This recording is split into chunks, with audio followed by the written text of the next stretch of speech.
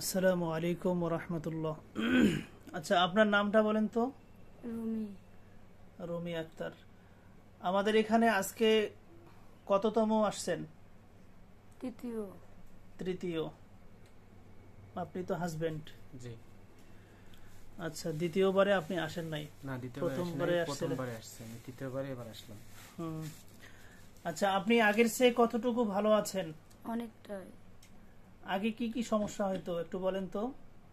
চোখ খোলার দরকার নাই। বলো তুমি, বলো। আচ্ছা, উনি বলতে একটু আনইজি ফিল করতেছে, আপনি বলেন।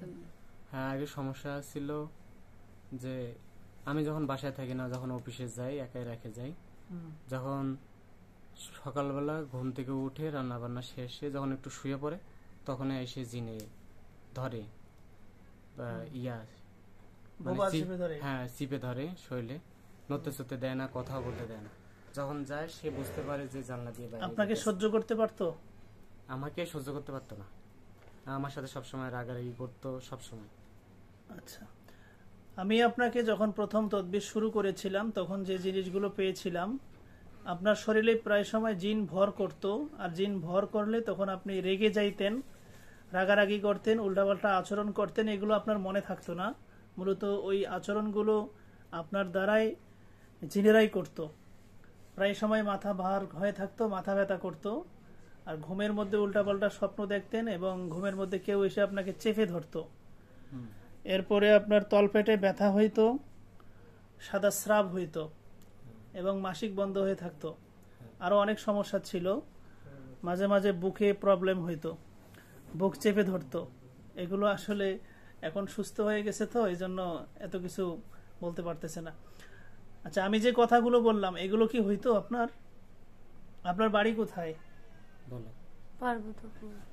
পার্বতীপুর, নগর, নপাড়া। আচ্ছা, বুঝতে পারছি।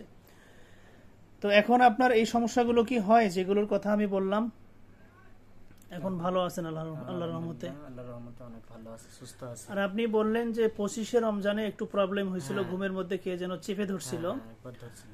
আসলে দেখেন, তদবিরটা তো যখন আমরা শুরু করি তখন তো একটা মানুষ অনেক কঠিন আক্রান্ত থাকে। ওই আক্রান্ত অবস্থায়, অসুস্থ অবস্থায় ওই মানুষগুলোকে আমরা সুস্থ করার জন্য সর্বোচ্চ চেষ্টা করে তদবির করি এবং ওনার উপরে এর আগে জিন হাজির করে কথা বলেছি এবং মেরেছি। হ্যাঁ। আজকে দেখেন আমি চালান দিচ্ছি। দ্বিতীয়বার জবাই করা হয়েছিল। হ্যাঁ, দ্বিতীয়বারও জবাই করছে, কিন্তু আজকে তৃতীয়বারে কোনো জিনকে সে দেখতেও পাচ্ছে না, তার শরীরেও আসতেছে না।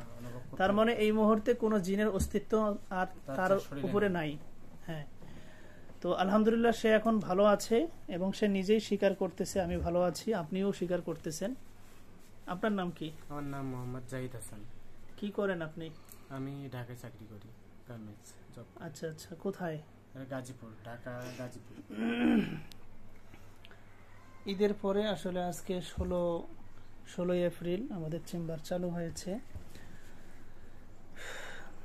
তো সকলেই দোয়া করবেন আল্লাহ তাআলা যেন এই বোনটাকে সারা জীবন ভালো রাখেন, সুস্থ রাখেন, আর নতুন করে কোনো সমস্যা না হয়। দোয়া করি আপনারা সুখে শান্তিতে জীবন যাপন করেন। আল্লাহ আপনাদের দাম্পত্য জীবনকে সুখময় করুক, আমিন। ঠিক আছে, চোখ খোলেন, হাতের মুঠ ছেড়ে দেন। আচ্ছা, খাওয়ার তাবিজ, দোয়া, আমল যেগুলো দেওয়া হয়েছিল সেগুলো কি শেষ হয়ে গেছে না আরো আছে? কিছু বাকি আছে? কয়দিনের বাকি আছে? আর 10 দিনের মতো 10 দিনের মতো বাকি আছে। মানে মাঝে মধ্যে মনে থাকে না খাওয়ার, এজন্য বাদ পড়ে যায়।